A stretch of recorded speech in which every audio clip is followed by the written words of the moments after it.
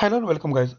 Today in this video I'm gonna show you how to change folder icon in Windows 10 PC. So friends, as we can see, this folder has this thumbnail. So if you want to change, so just right click on that folder, then click on properties. Now in here click on customize.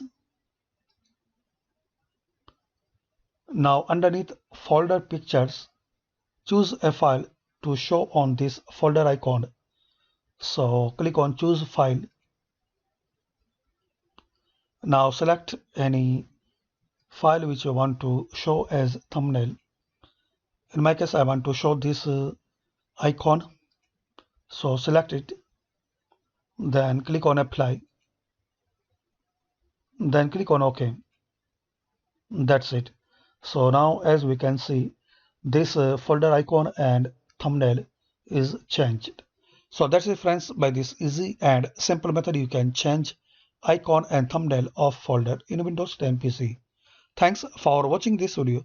Please subscribe the channel for latest update.